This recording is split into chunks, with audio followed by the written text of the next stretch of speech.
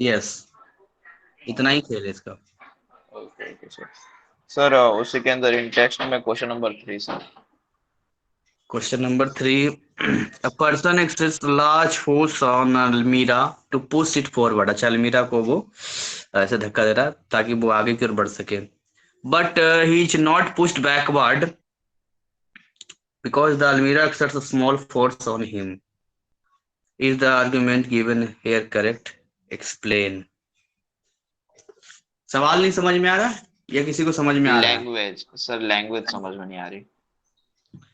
एक आदमी है जो एक लार्ज फोर्स लगा रहा है अलमीरा पे टू पुश इट फॉरवर्ड, आगे की ओर धक्का देने के लिए, but he is not pushed backward because the almirah exerts a small force on him. अभी ये पहला लाइन तो समझ में आ रहा है, लेकिन ये दूसरे लाइन में चेंज कर दे रहा है। पहले लाइन में तो बोल रहा है कि भाई पर्सन है, एक लार्ज फोर्स लगा रहा है अलमीरा पे इट फॉरवर्ड, आगे जाने के लिए, but he is not pushed backward. अच्छा, वो पीछे भी उसको नहीं खींच पा रहा है। अगला लाइन ये कह रहा है, ये आगे के लिए कोशिश कर रहा है बट वो पीछे भी नहीं कर पा रहा, पुश कर पा रहा है। बट यहाँ पर उसको पुल लगाना चाहिए था फिर तो। जब खींचते हैं तो पुल होता है, पुश का मतलब धक्का देना होता है। पुश और पुल में फर्क होता है। Yes sir. Because the almirah exerts a small force on. Sir typing mistake है कुछ? इसके आर्गुमेंट पे अगर हम जाते हैं तो अगर हम नॉर्मल, चलिए टाइपिंग मिस्टेक भी अगर लेके चलते हैं, नॉर्मल सिचुएशन में सोचते हैं, अलमीरा पे अगर मास ज्यादा या जो भी है तो हम उसको लगाते हैं। हाँ, तो यहां पर ये है कि जब कोई पर्सन लार्ज फोर्स लगाएगा अलमीरा पे फॉरवर्ड, एक लार्ज पार्ट कंज्यूम होगा, ओवरकम फ्रिक्शन में जाएगा, क्योंकि स्टैटिक फ्रिक्शन लगता है इसकी वजह से। एक वो होता है ना, आपने अभी पढ़ा, स्टैटिक फ्रिक्शन में पढ़ा था कि जितना आप लगाएंगे और उसकी जितनी क्षमता होगी, तो पूरा क्षमता तो आपसे नहीं लगाएगा, वो पूरा आपको नहीं लगाएगा। रीजन ये है कि जितना न्यूटन का थर्ड लॉ उसी पर लगेगा। तो नेट फोर्स अलमीरा पर जो है, तो अकॉर्डिंग न्यूटन थर्ड लॉ की अगर हम बात करते हैं,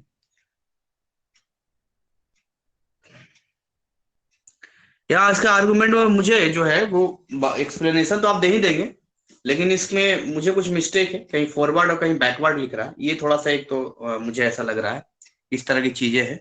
और दूसरी बात ये कि ठीक है, मैं वो बता देता हूँ आपको।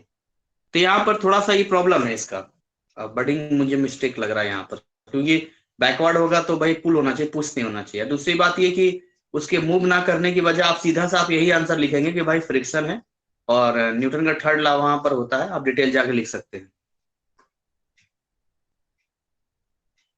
फिजिक्स के ग्रुप में आज हम लोग डिस्कस करेंगे वो सवाल जो कल के टेस्ट के लिए है। अगर उससे रिलेटेड है तो आप बता सकते हैं, तो मैं कर दूंगा। अभी फ्री बॉडी डायग्राम मुझे इन लोगों को थोड़ा सा क्लियर करना है। चलिए ठीक है, आप जवाब वही लिखिएगा। ठीक है, मैं ग्रुप में भी देख लेता हूँ। आगे बताइए, इंटेक्स में कुछ है या मैं फ्री बॉडी डायग्राम बताऊं? ये इनका भी चेक कर लूंगा ग्रुप में। सर जो 3.4 है वो बॉडी डायग्राम के ऊपर ही है, हम्म। और आधे क्वेश्चंस उसके अंदर सेंट्रीफ्यूगल और वो वाले क्वेश्चंस है, और उसके अंदर कुछ फॉर्मूलाज भी है।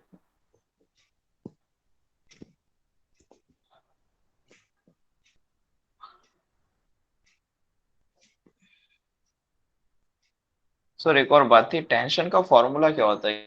क्योंकि वो बार बार बदलते रहते हैं और मुझे वो समझ में नहीं आता। हम मुझे इतना पता है कि टेंशन को हम लोग एक फोर्स की तरह ही लाइक लेते हैं, जब स्ट्रिंग से बंधा हो तब टेंशन लेते हैं, और अगर स्ट्रिंग से बंधा नहीं होता तो हम लोग उसको एज अ फोर्स ट्रीट करते हैं, लेकिन उसका कोई एक सही मिल नहीं रहा उसका मुझे। एग्जैक्ट फार्मूला वगैरह ऐसा नहीं है, उसको हम फोर्स की तरह ट्रीट करेंगे जो फोर्स के लिए लागू होगा। और कई बार तो एक्शन रिएक्शन की वजह से हमें बराबर वैल्यू मिल जाती है। सिचुएशन पर डिपेंड करेगा। हाँ, उसका एग्जैक्ट हम नहीं बता पाएंगे। चलिए, मैं एक बार ग्रुप में, क्या ग्रुप में है, फ्री बॉडी डायग्राम का है? अगर फ्री बॉडी डायग्राम का, पहले इनको थोड़ा क्लियर करता हूँ फिर मैं ग्रुप में आ जाता हूँ। फ्री बॉडी डायग्राम का बेसिकली फंडा है वेक्टर के ऊपर। अब वेक्टर में क्या है कि नॉर्मल कोई वेक्टर को पहले आप समझिए, कोई वेक्टर लेते हैं एक्स वाई जेड, ये हमारा वेक्टर है, लेट बी सपोज। अब भाई वेक्टर है तो इसको कंपोनेंट में ब्रेक कैसे करते हैं, तो कंपोनेंट में ब्रेक करने के लिए इस तरह से कलर चेंज करता हूं मैं। एक तो इधर आपने लिया और ठीक इसके एक परपेंडिकुलर इधर लेते हैं आप। अब डिपेंड करेगा, समझिएगा इसको, कौन सा एंगल लेना है इसको आप समझिएगा। जिस जैसे मान लो थीटा मैंने यहां बना दिया, अगर अगर मैंने थीटा यहां पर बना दिया है तो भाई पक्की बात है कि ये जो लाइन होगा, लेट बी सपोज कि अगर ये कौन सा वेक्टर ले लूं, एफ एफ ले लेता हूँ, फोर से कोई एफ ले लेता हूँ, तो ये हो जाएगा F cos theta, this is F cos theta. और इसके बगल वाला हो जाएगा F sine theta.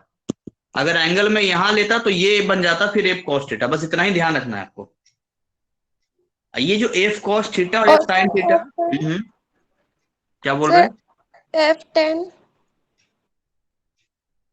Ten, F ten यहां पर क्या करेगा? टेन थीटा बेसिकली आता है, जानते हैं किस चीज के लिए? स्लोप बताने के लिए। ये देखिए यहाँ पे इसके लिए आता है, तो हम यूज करेंगे टेन थीटा के लिए, बट उसका अभी कोई नीड नहीं है इसमें। सर हमें आप क्वेश्चन नंबर 1 3.4 का देख लीजिए, वो बॉडी डायग्राम के ऊपर ही है। मुझे एंगल कौन सा लो, अब उसने मुझे बता दिया कि वो एक थीटा ले रहा है, ठीक है। अब मैं हम्म आपने जैसे ये थीटा ले लिया जो हम्म है लेफ्ट टू राइट में, ठीक है। अब मुझे वो नहीं लेना, मुझे कोई और ही एंगल समझ में आ रहा है भाई। हम्म कोई तो एंगल, अब कोई ये दिक्कत। तो मतलब कैसे?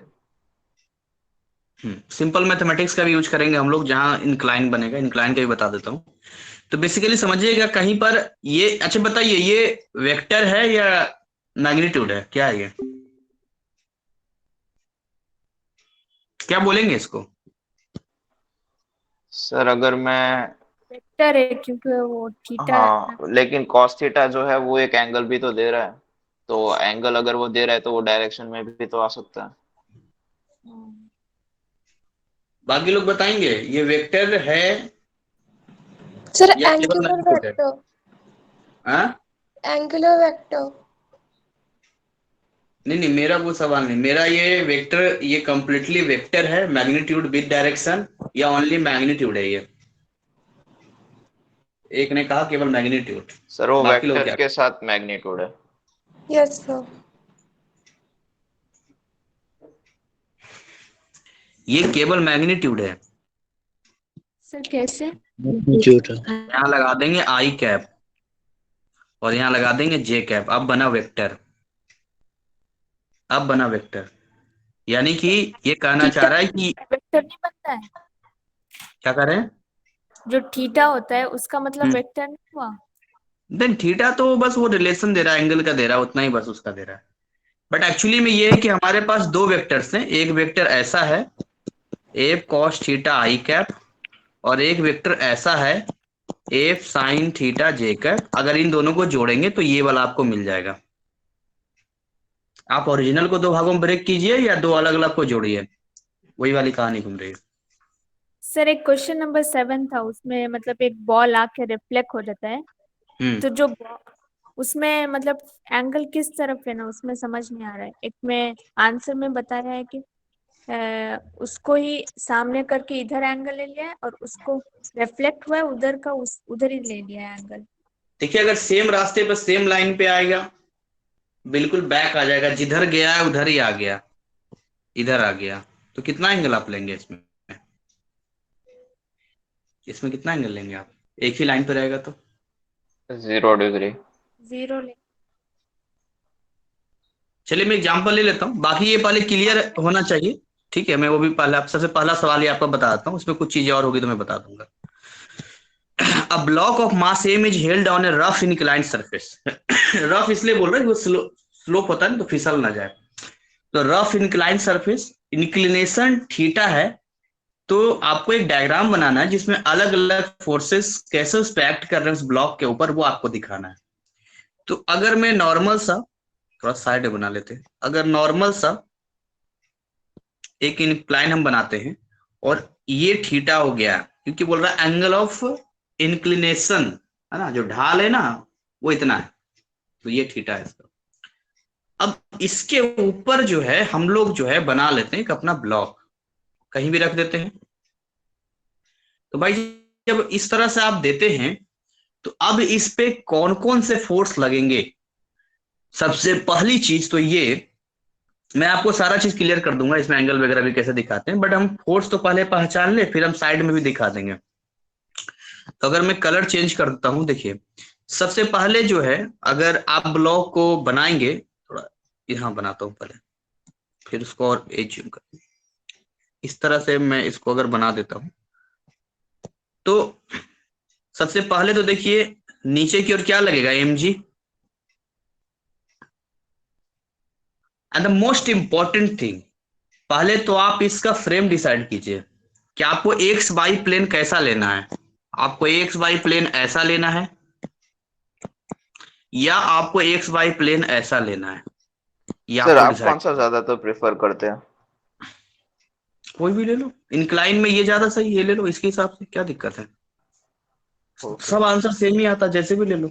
कई बार मैं ये भी यूज कर लेता हूँ, जो जैसा लगता है। नॉर्मल में तो ये आराम से यूज हो जाता है, क्योंकि ये जरूरी है ना कि इस कंपोनेंट में ब्रेक कर रहे हैं आप, मर्जी है। इसलिए ये मैं प्रेफर करता हूँ कि ये थोड़ा आसान हो जाता है ना, तिरछे तिरछे पे एक माइंड में पिक्चर बनाए कि भाई अब तक हम यही पढ़े हैं, ये तो होता ही नहीं, ऐसा हो ही नहीं सकता, टेढ़ा कैसे हो सकता, बट टेढ़ा थोड़ी 90 डिग्री तो बन ही रहा है, जैसे घुमा दो उसको, उससे क्या दिक्कत है। ये फ्रेम डिसाइड करना बहुत ही जरूरी होता है इसको। अब आते हैं जरा, तो अगर हम फ्रेम ले लेते हैं, ये हम मान लो ये ऊपर की ओर बाई ले लिया मैंने, और इधर की ओर एक्स ले लिया, ये हमने फ्रेम ले लिया, सीधी सी बात है जी। तो ऑब्वियसली इधर -x हो जाएगा, मतलब ऐसा देना नहीं है, मतलब दिमाग में ले सकते हैं, नीचे -y हो जाएगा। मतलब एक तरह से एक मैंने ऐसी फ्रेम टेबल बना के आपको दिखाया कि इसके अकॉर्डिंग हम ब्रेक करेंगे तो ज्यादा अच्छा रहेगा। तो अब जितने भी आपको फोर्सेस मिलेंगे या बाकी चीजें मिलेगी, we will try to resolve them in two components.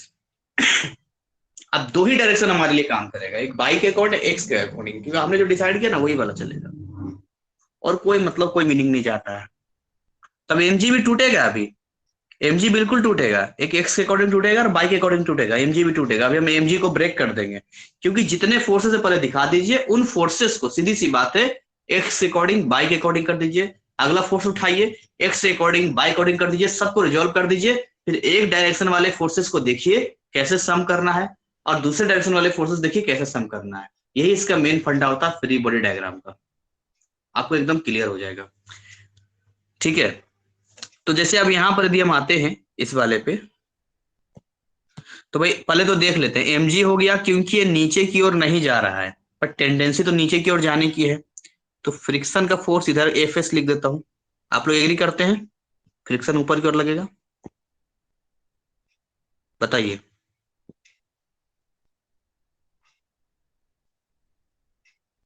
Friction किधर लगेगा? सर ऑपोजिट लगेगा, हाँ तो जिस साइड वो जा रहा है, फोर्स जिस साइड वो जा रहा है उसके ऑपोजिट एफएस लगेगा, फ्रिक्शन। टेंडेंसी वर्ड यूज करेंगे, जा नहीं रहा है, ओके, रेस्ट कीजिए, टेंडेंसी बट सर। टेंडेंसी मतलब टेंस। अगर ऐसा है कि इसको मौका मिल जाए तो नीचे की ओर ही खिसकेगा, इसकी टेंडेंसी है। Yes sir. हाँ, अब उसके बाद ये दो फोर्सेस मैंने आपको दिखा दिया, क्या और भी कोई फोर्सेस है यहाँ पे जो हिडन है, सर छुपा एक हुआ? एक एक नॉर्मल फोर्स ऊपर की तरफ बनेगा। यस, Fn नॉर्मल फोर्स लगा दी। अब आपने सारे फोर्सेस को आइडेंटिफाई कर लिया जी बिंदास तरीके से, कोई दिक्कत नहीं है। अब इनको क्या करना है, आपको रिजॉल्व कर दीजिए, आराम से तोड़िए इसको। तो अब मैं ग्रीन कलर ही ले लेता हूं, आराम से तोड़ेंगे अगर, तो देखिए एक तो यही डायरेक्शन है, तो भाई देखिए एफएस को तो ब्रेक करने की कोई जरूरत ही नहीं है, इसलिए मैंने ये जानबूझ के फ्रेम लिया था। वो ऑब्वियसली कोरिलेट कीजिए एक्स के अकॉर्डिंग है, और ना ही एफएन को कुछ करने की जरूरत है। बताइए इन दोनों को छेड़छाड़ करने की जरूरत है क्या, कुछ तोड़ना उड़ना है इसमें? नो है सर। नहीं, नहीं सर, नहीं नहीं नहीं है। नहीं नहीं। आपने पूछा था ना कौन सा लेंगे, वो लेते तो फिर हमें mg तो बच जाता, पर fn और fs को तोड़ना पड़ता है, इसलिए मैं तिरछा वाला यहाँ पर ले लेता हूँ। सर हाँ वो भी mg को जरूर दिखा करेंगे। दीजिए। क्या कर रहे हो? सर वो भी एक बार करके दिखा दीजिए। अच्छा ठीक है, करके दिखा देंगे आपको। तो mg को अब ब्रेक कीजिए। mg टूटेगा भाई दो कंपोनेंट में, सीधी सी बात है, एक कंपोनेंट इसका टूटेगा इधर की ओर और एक कंपोनेंट टूटेगा इधर की ओर। अब यहां पर आप फंसेंगे एंगल में कि एंगल कौन सा लेना है, मतलब लेफ्ट वाला लेना है कि राइट वाला लेना है। तो इसके लिए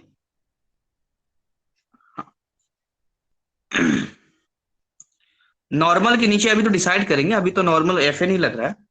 एंगल डिसाइड करने का सबसे आसान तरीका मैं आपको बताता हूँ, सबसे आसान तरीका बताऊंगा जो आप इसको कर पाएंगे। साइड में का आप पिक्चर ड्रॉ कर लेंगे, अगर आपको एंगल में कोई प्रॉब्लम हो रहा है तो साइड में मैं पिक्चर ड्रॉ कर लेता हूँ यहाँ पे, ठीक है।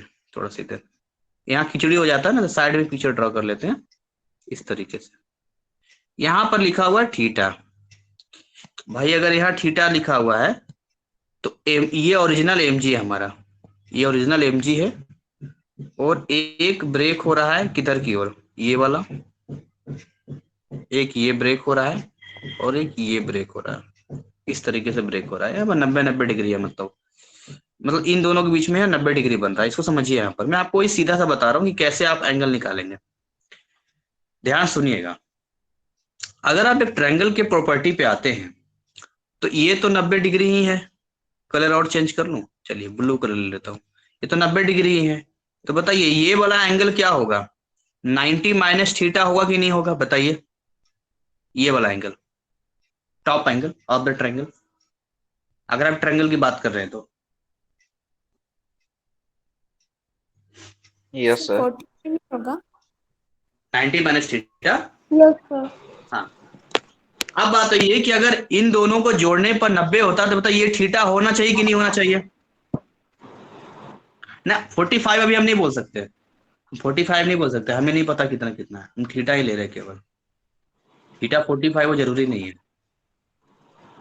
मैं बस इतना बोल रहा हूँ कि आपको एक डायग्राम और क्लियर कर देता हूँ इस तरीके से कि अगर यहाँ 90 बन रहा है और ये अगर 90 माइनस थीटा है तो ये थीटा होना चाहिए ना, तभी तो दोनों को जोड़ के 90 होगा। सर बन गया, अब कौन सा लेना है कौन सा नहीं समझ आ गया सर। इसमें मैं बहुत फंसता था शुरू में हम्म। एंगल को लेकर, तो मैंने सबसे आसान तरीका अपनाया। और यह मैं 9th का ही मैथ पढ़ाता हूँ, कॉन्ग्रुएंसी वाला, सर्वांग जो होता है 10th का होता है। तो मैं एक ही पिक्चर में खिचड़ी होता है, तो मैं लाइन्स एंड एंगल्स में बोलता हूँ कि आप एक ही में दोनों ट्रायंगल है बट आप सेपरेट ट्रायंगल बनाओ, देन आप कंपेयर करो। क्योंकि ऐसा है ना कि वो विजन का फर्क चला जाता है, आदमी दोनों मिक्स होता है तो पता नहीं चलता। अब यहाँ पे ऑलरेडी इतनी खिचड़ी हो रखी है कि हम यहाँ क्लियर नहीं कर पाते हैं, ठीक है। तो अब एकदम क्लियर हो गया यहाँ पर कि ये थीटा बनेगा, ये वाला बनेगा थीटा। तो ये हो गया एम जी कॉस थीटा और ये हो गया एम जी साइन थीटा। सो अगर हम देखें तो इस लाइन में ये दोनों फोर्स हो रहा है और इस लाइन में ये दोनों है। अब एम जी को टाटा बाय बाय कीजिए,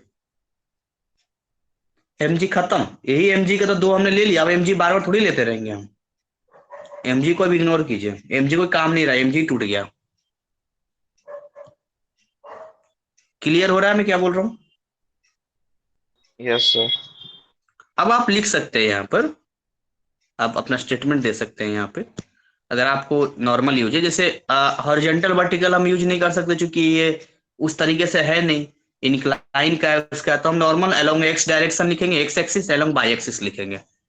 तो अगर मैं लिखूं यहाँ पर अलोंग एक्स एक्सिस, तो एक्स एक्सिस में अगर आप आते हैं एक्स एक्सिस में, तो नेट फोर्स की अगर आप बात करते हैं, नेट फोर्स की, तो इसको अगर एफ एक्स बोल दे तो चलेगा, कोई दिक्कत नहीं है। तो अब यहां पर देखिए आपको क्या दिख रहा है, यहां पे आप इसको क्या कह सकते हैं, आप इसको क्या लिखेंगे? सर अगर मैं एक्स एक्सिस की बात करता हूँ, ठीक है, सो हम्म, वो हो जाएगा M G sine theta equals to F S. अच्छा, उससे पहले एक बात और पूछ लेता हूँ। Yes F is equal to A में हम सबने पढ़ा है, तो एक्सेलरेशन वाला हिसाब किताब भी थोड़ा कर लिया जाए, एक्सेलरेशन का हिसाब किताब, क्योंकि वो भी जरूरी है करना, क्योंकि F is equal to A में लगता ही लगता है, चाहे वो एक्स एक्सिस की अलोंग हो या बाई एक्सिस के अलोंग हो।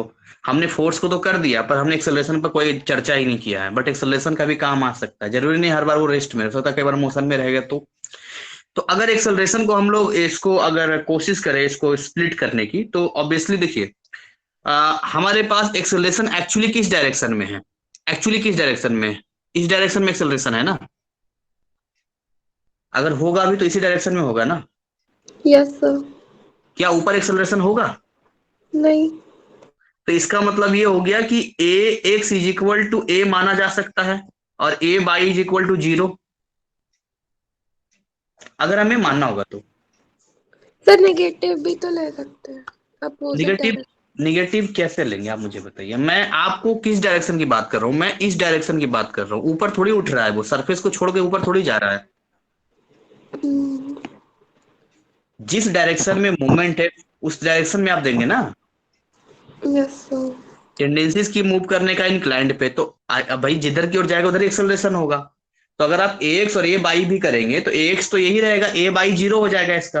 हालांकि क्योंकि ये रेस्ट में है तो यहाँ a भी 0 होगा, यहाँ a कितना है, 0 ही है,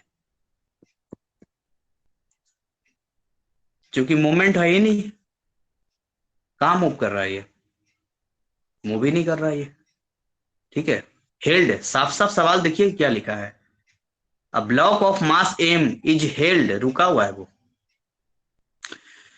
तो इस कंडीशन में क्या हो जाएगा कि ये हो जाएगा एम ए एक्स, सीधी सी बात है। अब एफ एक्स की वैल्यू आप लिखिए। अब एफ एक्स में आप मुझे बताएंगे कि मैं एफ एक्स क्या लिखूंगा। इधर एम ए एक्स तो 0 हो जाएगा, क्योंकि एक्स पहला ही बता दिया 0 है, वो तो 0 हो जाएगा। बट मैं एफ एक्स की वैल्यू क्या लिखूंगा, लूंगा एक्स एक्सिस में। Sir tension minus mg। कहाँ टेंशन दिख रहा है आपको, अच्छा और सर। mg के पीछे क्यों पड़े, mg छोड़ दीजिए, अब mg साइन थीटा और mg cos थीटा को पकड़िए, अभी बुढ़ा हो गया, अब ये खत्म, इनके दोनों बेटों को देखिए।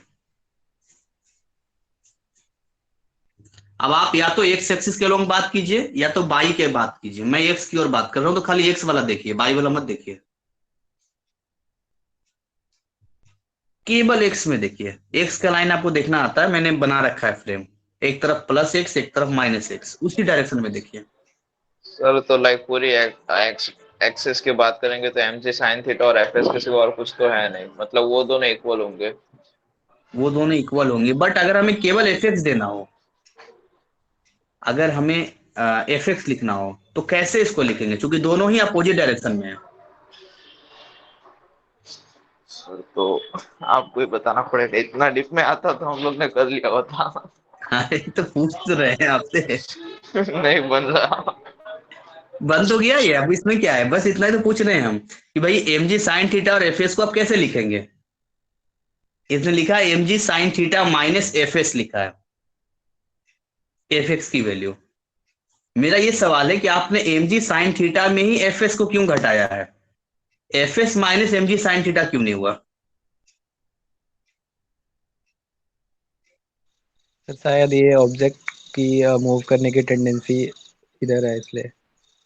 एग्जैक्टली, जिधर एक्सेलरेशन का डायरेक्शन होगा उधर वाले को आप प्लस की तरह एज्यूम कर सकते हैं, मतलब प्लस की तरह एक्चुअली में है वो नेगेटिव की तरफ ही, बात समझिए, वो नेगेटिव की तरह ही है। अगर हम एक्चुअलिटी में प्लस माइनस को हम ऐसा दिखाएंगे तो हम उसको ऐसा दे सकते हैं, बट यहाँ पर जो नीड हमारी है वो ये है कि जिधर की ओर एक्सेलरेशन होता है तो हम एक ऐसा कर लेते हैं कि भाई हम उस डायरेक्शन को लेते हैं। जैसे अब आप यहाँ कंफ्यूज हो सकते हैं, जैसे आप कहेंगे सर एम जी तो नीचे की ओर लगता है ग्रेविटी वाला, तो उसमें क्यों नहीं लेते हैं।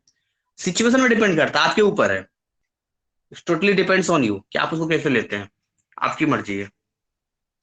ठीक है, तो बट एक प्रैक्टिस आपकी जो रहेगी, आप यहाँ पर नॉर्मल लेंगे कि भाई चूंकि इधर की ओर है तो आप नॉर्मल ले रहे M G sine theta minus F S, इस तरीके से, और ये तो 0 हो गया अपना, अपना 0 ले लिया, कोई दिक्कत नहीं है।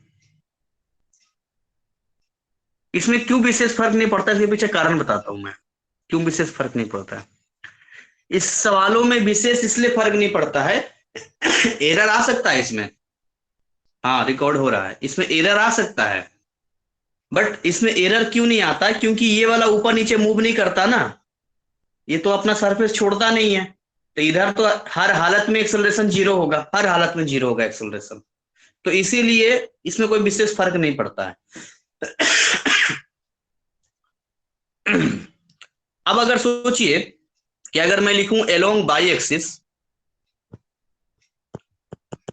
ऐसे एलोंग बाई एक्सिस लिखूं, तो आप क्या लिखेंगे एलोंग बाई एक्सिस में? आपको नहीं लगता है कि ये दोनों बराबर होंगे, यानी कि 0 दे रहे हैं तो? वैसे तो आप दिखा सकते हैं कि F by is equal to M A by, दिखाने को आप दिखा सकते हैं, बट आउटपुट हमारे पास क्या आएगा? आप चाहे तो एफ एन में से एम जी कॉस थीटा घटा दीजिए, तब भी 0 ही आना है। तो नॉर्मल एक माइंडसेट लेके चलते हैं कि इधर आना जाना नहीं, ये दोनों एक दूसरे को बैलेंस कर रहे हैं। ये वाला और ये वाला बैलेंस कर रहा है, इनमें से कोई भी ज्यादा कम होता ना, मान के चलिए कि एफ एन ज्यादा होता तो इसको ऊपर उठा देता, पर ऊपर तो उठ नहीं रहा है, एफ एन ऊपर धक्का तो लगा रहा है, पर एम जी का एक component M G cos theta जो खींच भी रहा है इस डायरेक्शन में, जिस वजह से वो सरफेस को नहीं छोड़ रहा है। तो नॉर्मल ओवरऑल सवालों में सोल्व होता है कि डायरेक्ट लिखते हैं, वो इतना नहीं लफड़ा लिखते हैं, सीधे लिखते हैं कि F N is equal to M G cos theta, और यहां पर वो लिख देंगे कि भाई F S M G sine theta minus F S is equal to, अगर एक्सेलरेशन की वैल्यू होगी तो आप एम ए में लिख दो एक ही जगह, नहीं तो 0 कर दो, बस इतना ही है। बताइए क्लियर हुआ ये?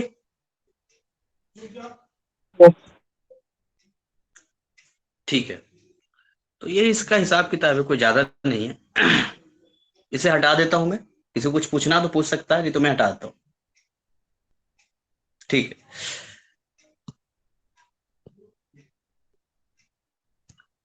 ग्रुप में क्या रिटर्न स्टेटमेंट है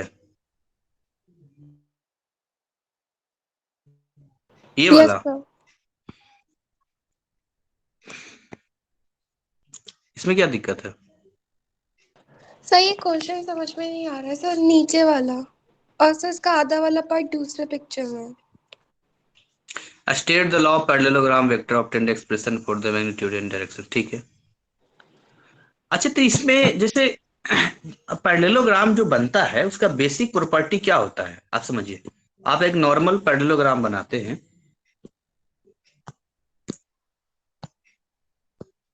नॉर्मल बनाते हैं तो कैसा बनाते हैं?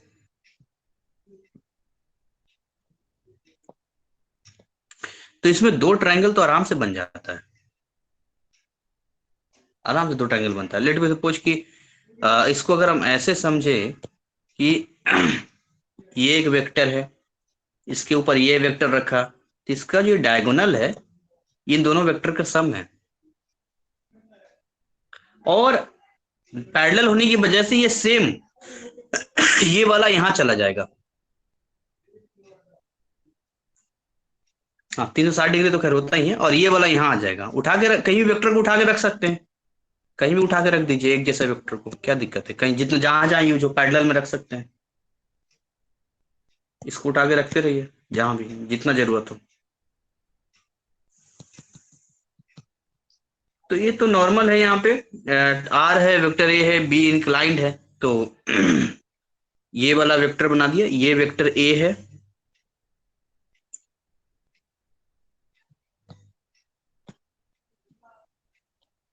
ये वेक्टर ए हो गया, और ये वेक्टर बी हो गया। अब इन दोनों में जानते हैं क्या प्रॉब्लम है? वेक्टर लॉ ऑफ एडिशन कहता है कि पहले वेक्टर के हेड पे दूसरे वेक्टर का टेल होना चाहिए, और यहाँ पर बाय डिफॉल्ट दोनों का टेल टच कर रहा है, इस वजह से ये किस यहाँ लेसन का क्वेश्चन है? ये किस लेसन से है सर? ये किस लेसन से है? ये लॉज ऑफ मोशन का, ये पहले वाला चैप्टर है ये। सर ये नहीं पता, वर्क एनर्जी और लॉस ऑफ मोशन में से किसी एक का है। अच्छा चलिए, किसी का वो यूज तो होता ही है। तो कहने का मतलब है कि यहाँ पर दोनों टेल टेल कनेक्ट कर रहा है, तो मजबूरी है हमें कि इसके ऊपर ही हमें ये दिखाना पड़ेगा, बी को उठा के इसके ऊपर डालना पड़ेगा, बी को उठा के इसके ऊपर डालना ही पड़ेगा, तब जाके रिजल्टेंट मिलेगा। आप लोग एग्री कर रहे हैं ना कि यहां पर टेल टेल कनेक्ट कर रहा है, इसका टेल और इसका टेल लगेगा वेक्टर ऑफ एडिशन। यहां देखिए, ये इसका हेड है और ये इसका टेल है, तो यहां लगेगा ना, वहां थोड़ी ना लगेगा। रिकॉर्डेड हो रहा है ये, इसकी बैटरी कम रही है लगता है। टीएमए का चैप्टर है, कोई बात नहीं, एक आध सवाल अगर दे भी दिया तो क्या करेंगे, जानकारी तो है ही है।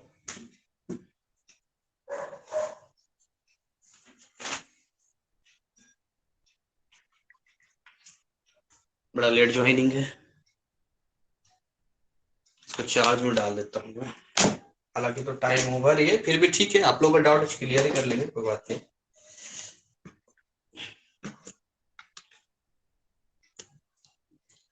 ठीक है, तो अब इसमें देखिए आगे क्या है, इसमें अब मैं आपको बताता हूँ इसमें क्या चीजें जा रही है। यहां तक क्लियर हो गया, हर चीज समझ में आ गया कि हाँ यहाँ पर जो है ये रिजल्टेंट वेक्टर आ रहा है। अब यहाँ पर क्या है, ध्यान समझिएगा, एक चीज आपको ये क्लियर होगी कि जब आप दो वेक्टर के एंगल की बात करते हैं,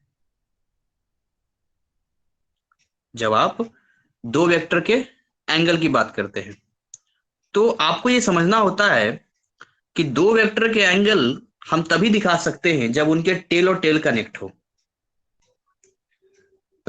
हाँ, वीडियो मिल जाएगा रिकॉर्डेड।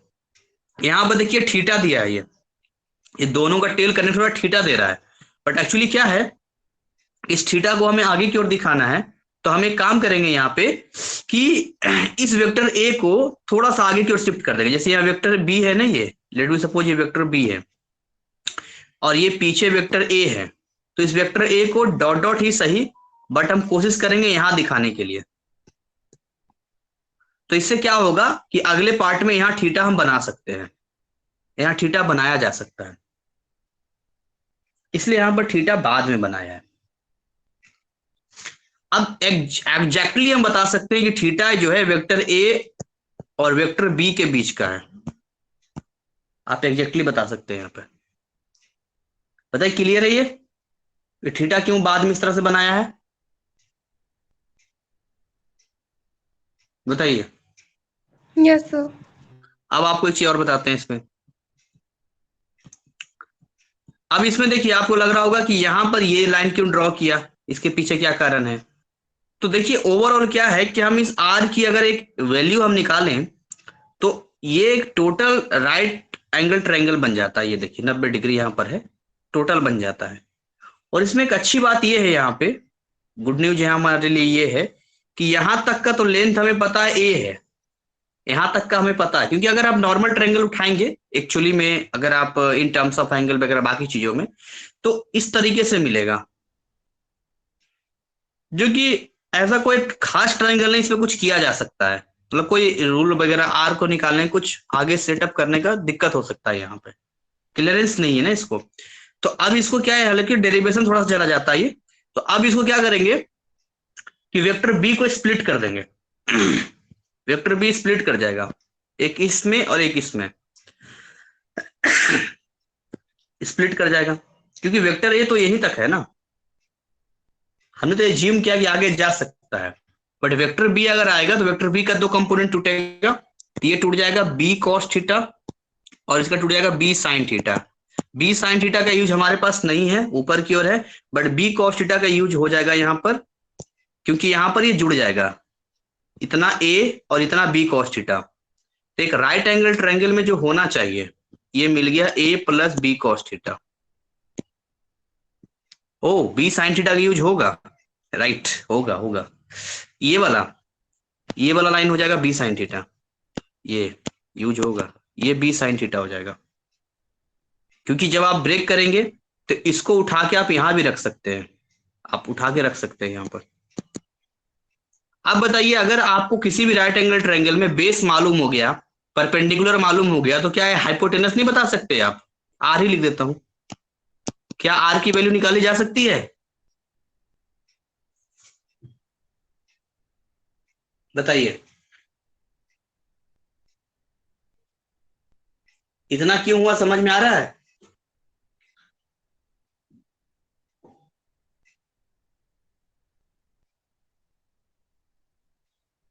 हमने ऐसा राइट एंगल ट्रायंगल में आर को निकालने के लिए किया। हमें पता था ये नॉर्मल ट्रायंगल में कहां होगा, इसमें क्या आप कर लेंगे, राइट एंगल ट्रायंगल बनाते हैं जिसमें बी का कंपोनेंट ही एक आ जाएगा, परपेंडिकुलर में बी साइन थीटा ही आ जाएगा।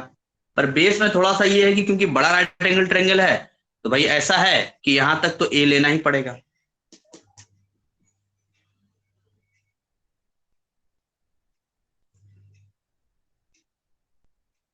क्लियर हुआ ये सबका?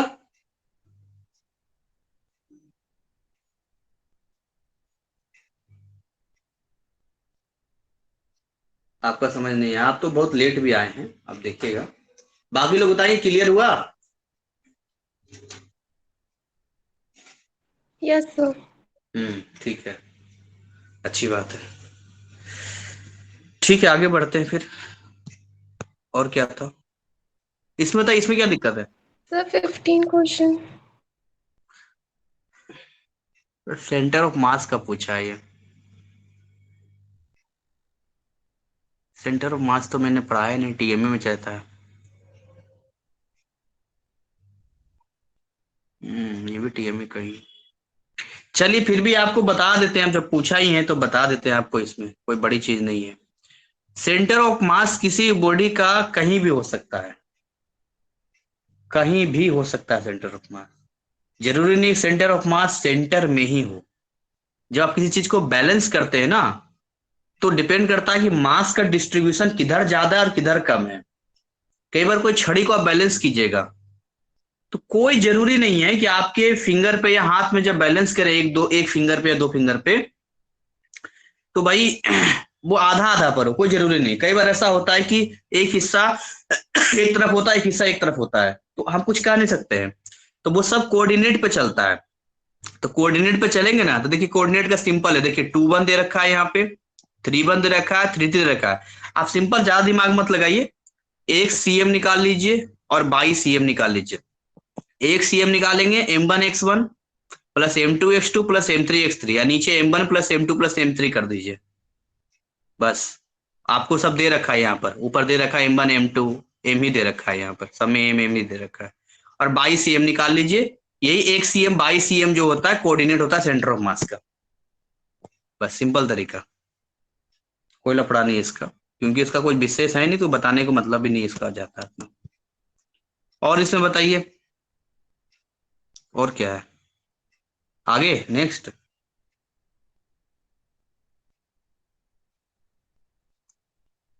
ये सवाल अच्छा सर, इसमें जैसे वेक्टर लॉ ऑफ एडिशन से सॉल्व किया है, तो हाँ, बिना वेक्टर लॉ ऑफ एडिशन के भी सॉल्व हो रहा है तो कर सकते हैं, या फिर जरूरी है कि यही करें? आप अपने अकॉर्डिंग कर सकते। ये सवाल मैंने करवाया है, हाँ। इसका पूरा एक्सप्लेनेशन वीडियो है। यहाँ तो मैं उतना कर भी नहीं पाऊंगा, उसमें बहुत ढंग से करवाया। सर वो नहीं, बस एंगल का बताइए, एंगल उसमें कैसे लेना है। आंसर एंगल मुझे भी बताइए, आता है, बट एंगल बताइए कैसे इसमें लेना। क्या दिक्कत, मैं बड़ा करता हूँ, इसमें एंगल में क्या दिक्कत आ रहा है? वो बॉल जो इधर से आ रहा है तो वहां पे भी 45 डिग्री लिया, फिर उसको एक्सटेंड करके उधर भी 45 लिया है, और इसका दोनों का एग्जैक्ट साइन मतलब नीचे ही लिया है, ऊपर में भी एक आने आता है। मतलब ये बॉल ऐसे आ रहा है, आया और इसके हाँ बाद ये इस तरीके से जा रहा है ना, ये आ रहा है जाने का यहाँ पर है। तो इसमें एंगल कैसे लिया है, इसमें इस एंगल का हिसाब किताब क्या है? ओके, इसका सवाल अगर स्टेटमेंट मिल जाता कौन सा है तो वो मैं दे ज्यादा रखा क्लियर। है, हाँ, 45 डिग्री पे आया ही है बॉल, और उतनी सवाल जगह पे में वापस नीचे स्टेटमेंट दिया, आया। स्टेटमेंट में दिया है क्या? A ball of ऊपर mass होगा तो 0.1 kg moving in the reflected by at the same speed in the direction shown. What is the magnitude of the change in the momentum of the ball. और diagram तो सवाल में दे रखा है ना, हाँ तो 45 डिग्री तो खैर गिवन है, हमें इससे सोचना नहीं कि 45 कैसे आया। नहीं सर, साइन 45 डिग्री दोनों का नीचे वाले में कैसे आया, -y में कैसे आया? अच्छा, देखिए ऐसा है कि अब यहाँ पर ये जो आप दो वेक्टर देख पा रहे हैं, एक वेक्टर इस तरीके का है और एक वेक्टर इस तरीके का है, ठीक है। तो भाई ये इस तरीके का वेक्टर है, तो इसका तो हमें समझ में आता है, इसका इसका कि ये कंपोनेंट में टूट जाएगा, आराम से टूटेगा, एक इधर की ओर टूटेगा कि इधर की ओर टूटेगा, ये तो इसका काम हो जाएगा। लेकिन ये बेचारा फंस जाएगा, औंधे मुंह गिर रहा है ये। अगर ये ऊपर की ओर एरो होता तब तो इसका एक इधर की ओर, इसका इधर की ओर टूट जाता।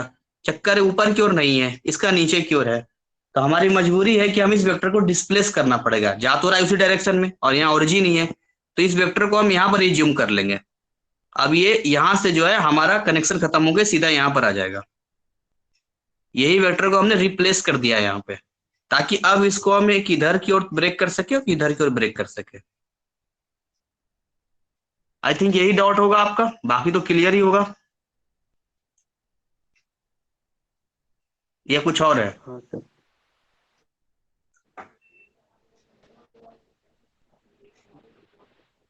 हम्म, ठीक है, बाकी तो आप ब्रेक कर लीजिए। स्प्लिट तो बेसिकली दो ही हमारे पास मिला ना, एक ये मिल गया और एक ये मिल गया, इसको ब्रेक कर लीजिए। जहां तक मुझे लग रहा है, इसका इधर इसका इधर, और इन दोनों का ही जो है ये नीचे की ओर जुड़ जाएगा। बाकी देख लीजिएगा माइनस करके। मुझे लगता है इसका 0 आना चाहिए घटाने पर, है ना, इसका 0 आएगा, क्योंकि सेम डायरेक्शन भी है और सेम वैल्यू भी है, बट इसका 0 नहीं आना चाहिए। कितना आ जाएगा इसका? इसका कुछ और आएगा, 2p cos 45 हो जाएगा ना, माइनस माइनस प्लस हो जाएगा ना, ये तो ऑलरेडी है यहाँ पर फाइनल वाले में। फाइनल कौन सा? ये फाइनल वाला है और ये इनिशियल वाला है। कलर थोड़ा ढंग का कौन सा ले लूं मैं? ब्लू कलर, ब्लैक ले लेता हूँ।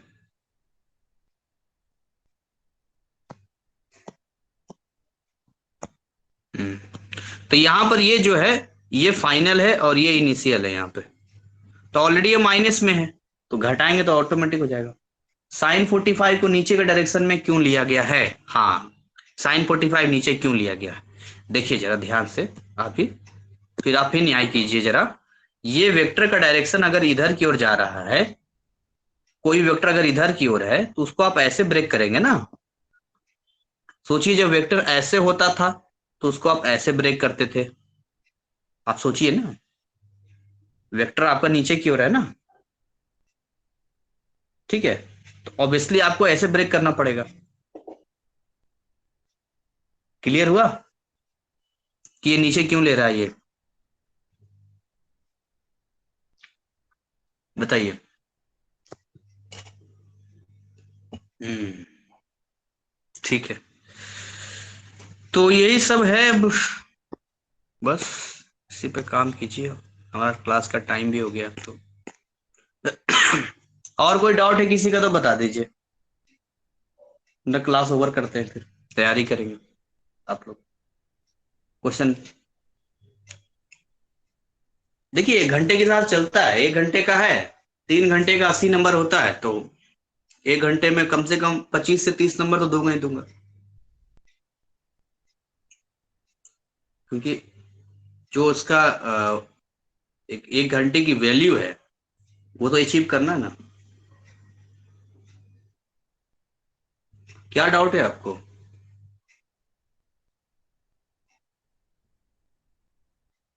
ऑलरेडी बहुत सारी चीजें आप बता दीजिए, हो सकता है इससे पहले डिस्कशन हो चुका हो तो आप रिकॉर्डेड वीडियो देख ले, इसलिए मैं पूछ रहा हूँ। कुछ नया होगा तो बता दूंगा।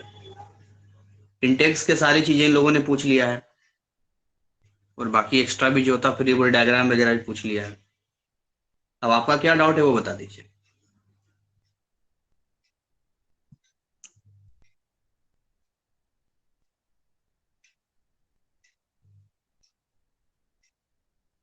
वो आप फ्री बॉडी डायग्राम में अटक रहे होंगे, ये वीडियो देख लीजिएगा।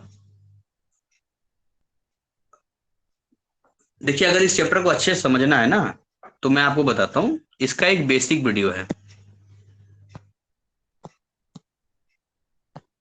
मैं सभी लोगों को बता रहा हूँ कि इसका एक बेसिक वीडियो है, 1 शॉट वीडियो है ये, उसको आप देख लीजिएगा क्योंकि उसमें सब चीज बताया गया है, कैसे टूटता है वेक्टर वगैरह सब कुछ। यहाँ से आपका क्लियर हो जाएगा। यहाँ देखने के बाद 90% सवाल समझ में आने लगेगा कि सॉल्यूशन हो कैसे रहा है, वेक्टर का सारा खेल क्लियर हो जाएगा यहाँ से। और दूसरी बात, फिर आप जिस चैप्टर में आना चाहते हैं उस चैप्टर में टर्मिनल का स्पेशल 2 पार्ट में मैंने इसका दिया है। हाँ, बेसिक फिजिक्स में आपने 2 बार देखा होगा, प्रॉब्लम आ रहा होगा, बट आज का वीडियो देखिएगा अभी रिकॉर्डेड जो है, इसका आपको क्लियर हो जाएगा क्योंकि इन लोगों ने बहुत कुछ चीजें पूछी है, तो वो देखने के बाद ये देख लीजिएगा, वो भी आपका क्लियर हो जाएगा। ठीक है, मुझे बेसिक समझने में 3 महीना लगा था, है नहीं, होता है कई बार, क्या करेंगे। 3 महीना में समझ में आया था बेसिक। पहले महीने पल्ले नहीं पड़ा, दूसरे महीने भी दिमाग से नहीं रहा, करते करते करते फिर समझ में आया। 3 महीना हमारा बेसिक ही चला था, उसको मैंने 1 शॉट वीडियो में दे दिया। तो ऑब्वियस सी बात है, किसी को जल्दी समझ में आया, किसी को नहीं समझ में आएगा। ये तो एक कई बार अपने आप में एक लगता है कि एक चमत्कार जैसा लगता है मुझे भी, क्योंकि मैं तो केवल जरिया हूं, बाकी तो एक सिस्टम बन गया आप ही लोगों के डिमांड के अकॉर्डिंग।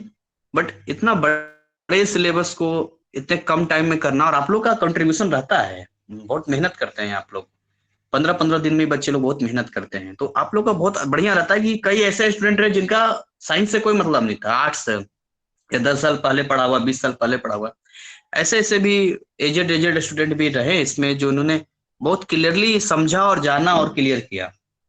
तो अब ये कैसे है क्या है, मैं इस पर ज्यादा नहीं सोचता हूँ, क्योंकि मैं हमेशा कहता हूँ कि अगर किसी को अच्छा खाना बनाने आता है, आप उससे पूछेंगे आप अच्छा खाना कैसे बनाते हैं, तो वो शायद उसका जवाब नहीं दे पाए। बट ठीक है, एक कह सकते हैं कि ये जरूर कहते हैं ना कि आवश्यकता आविष्कार की जननी है। जैसे जैसे हमें नीड होता है वैसे वैसे हम अपने आप को अपडेट करते जाते हैं, चीजें क्लियर करते जाते हैं।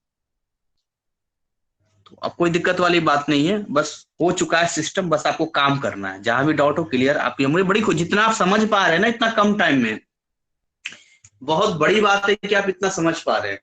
अब इसका मतलब ये नहीं कि आप कॉपी किताब बंद कर देंगे और उसके बाद आराम से बैठ जाएंगे, हमें बहुत कुछ आ गया ना, अभी तो बहुत करना है, लेकिन यहां तक आने में ही बहुत टाइम लग जाता है। जहां तक आते हैं चेंज का ऑप्शन देखना, देख सकते हैं। नहीं नहीं, हो जाएगा, सब हो जाएगा, चिंता मत कीजिए। तो यहीं पर मैं इसको बाइंड अप करता हूँ, कल इसका रिकॉर्डिंग ऑफ कर देता हूँ।